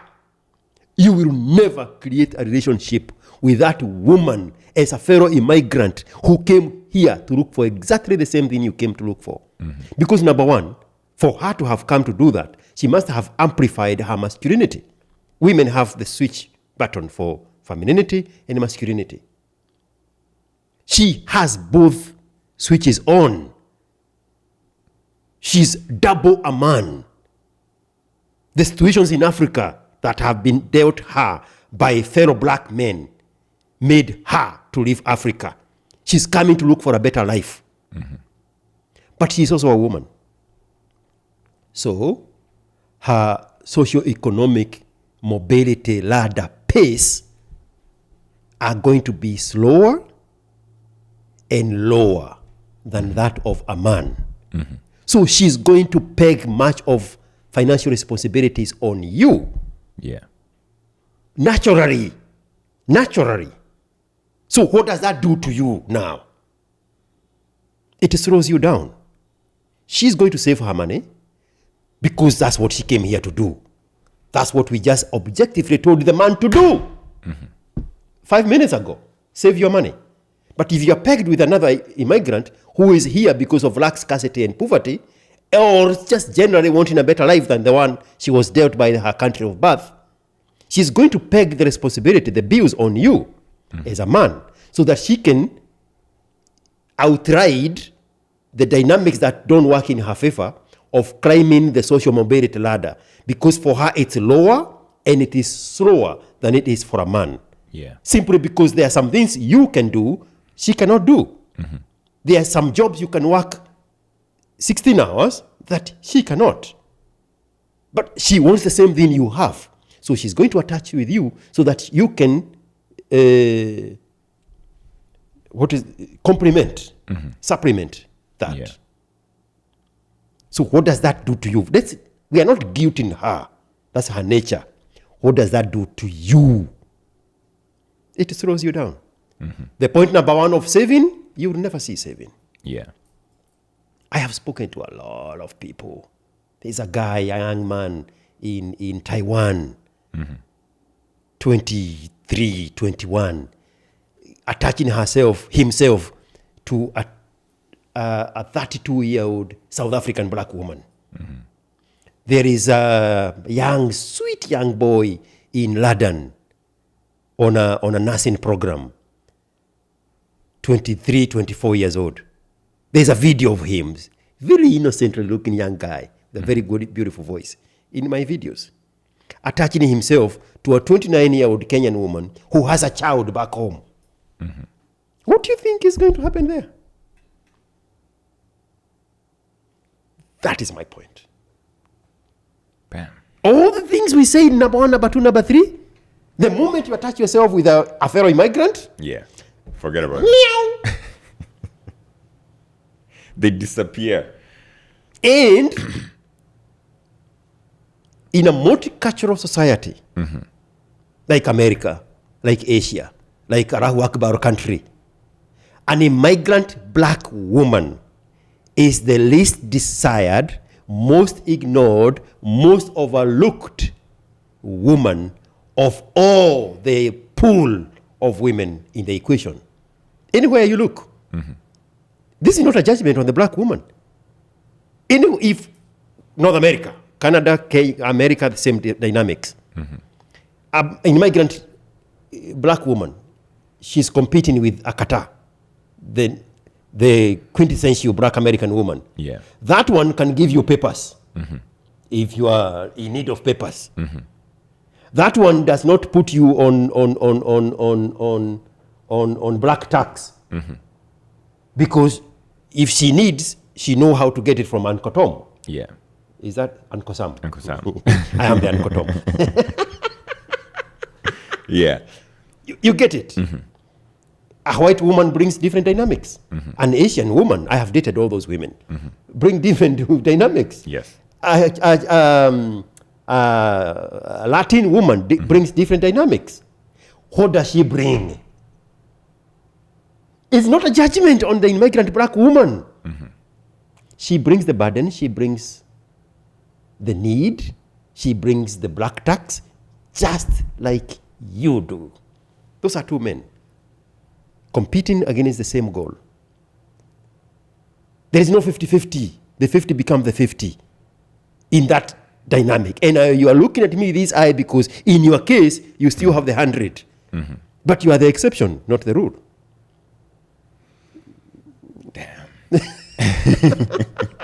Hanging out with IQ will give you this perspective that you probably never had anywhere. But IQ, as we are learning this point here, because people get rubbed off the wrong way by my delivery. Is there something? Let's go back to the 2 hours. Is there something I have said that is not true? well, you have supported your points with facts. Logic. Yeah. Logic. And that gives perspective. Exactly. Because sometimes when things are said without perspective, I think that's when people take them out of context and Yes. It's very intentional. them. Yeah. Very intentional. Yeah. If you're shallow, I'll give you shallow. If you linger a little longer, then you get the depth of it. I hope you lingered here long enough to understand what IQ is talking about, man. As we're in this plane, there's a tradition we have here on the Couch Connect podcast. I normally ask the guests who are here on the show to leave a question in the guest show because we're treating them like presidents. We borrowed from the U.S. presidency, actually.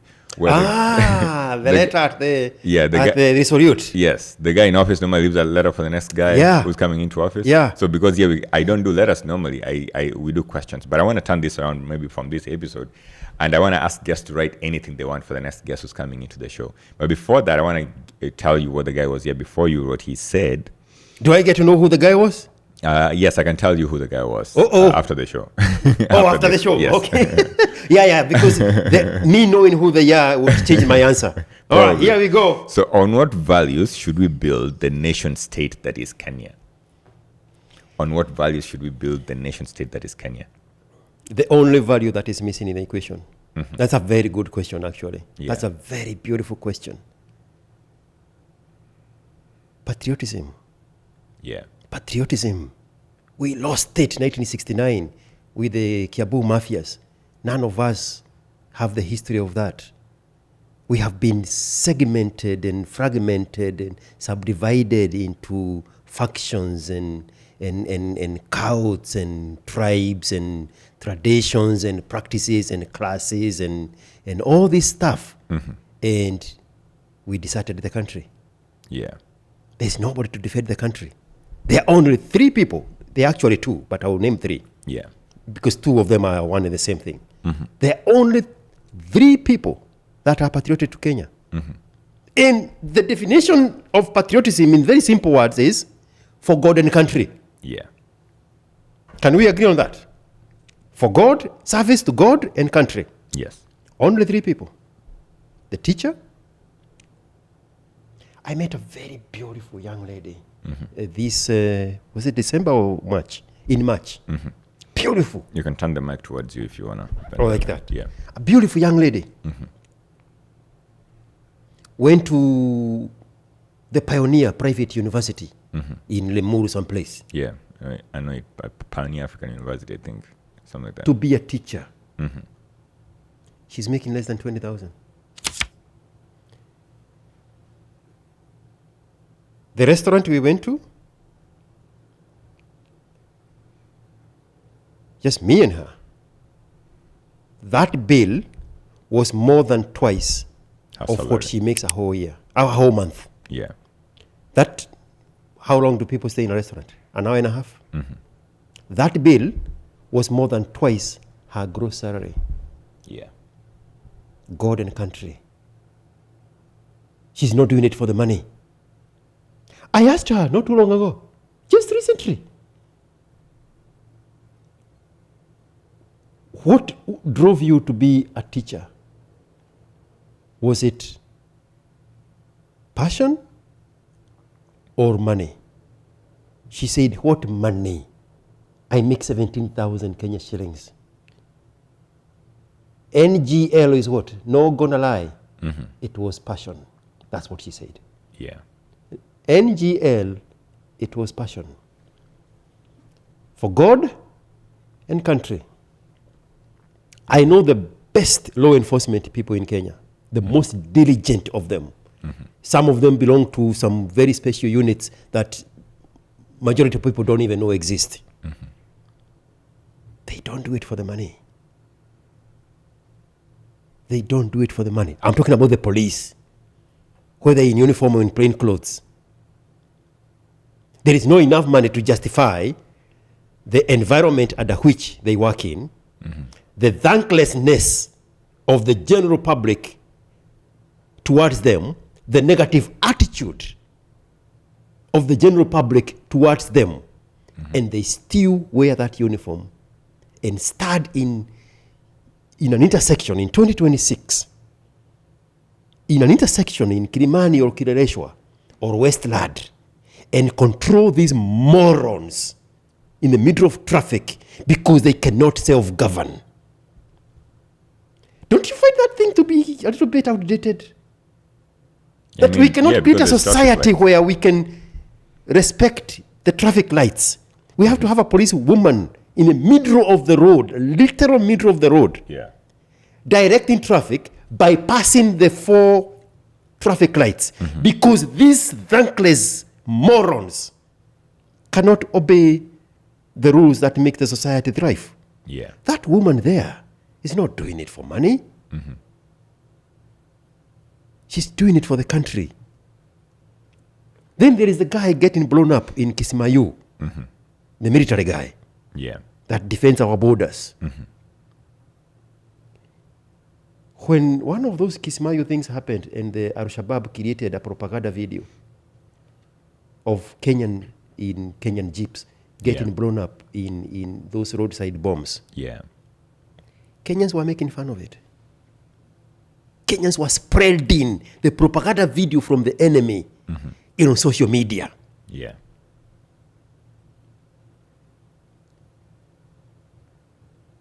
Patriotism is what is missing. What was the question again, one more time? I think the question was, on what values should we build a nation state that is Kenyan? Patriotism. Yeah. Yeah. We were lied that we need to adapt Western themed democracies. Yes. Total failure. Total failure. Oh, this is my turn. It's your turn now to write the question to the next I will say a prayer to the next person.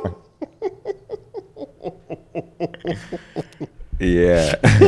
Normally I don't see whatever you write until the next guy is so over here. you are not going to see this? Yeah, I'm not going to see it. Okay. So once we're done, we're going to scroll it away. All right. Yeah. All right. All right. Oh. Yeah, there you go. It's gone, eh? There's my name here. What is? Yeah, that's... Oh, those are your notes. Yeah, that's yeah. Perfect. Yeah, thank you very much, man. Thank you very much, IQ, for hanging out with me today. We've had a lovely conversation over the past 1 hour, 58 minutes. If people who got this far listened to you but didn't get anything, what is the one thing you'd want them to leave here remembering? After one more time. So let's say people have been listening to us and they did not hear anything. Oh, that they did not learn anything? Yes. Oh, this message was not for you. You are good to go. Okay. Yeah. So that's the last one you leave them with. The last when the student is ready, yes, the teacher appears. Yeah. When the student is truly ready, the teacher disappears. You don't need a teacher. Yeah. Either because you are truly ready or you are not ready. Bye-bye. If you made it this far, I think it's because you did like this episode. I've been hanging out with George Ng'ang'a, a.k.a. IQ Watson today. This has been the Couch Connect. George IQ Watson has also his own podcast. It's called IQ Watson. You can go check it out on YouTube. He's also a musician. Check him out on Spotify. Listen to his songs. And also join our membership. It's $1 a month. How much is your membership? I saw a notification that they are going to override my prices to match with the exchange rate. So I don't know what my new rates are. Okay. Yeah. But it's somewhere around $1.99 or something. Join the memberships. That's one way of supporting us. But of course, you can still subscribe to our channels if you haven't yet. Because we try to have these conversations here, which I think are quite interesting, enlightening, and honestly, they are rare. Till next time, do take care. Thank you so much. Kwaheri.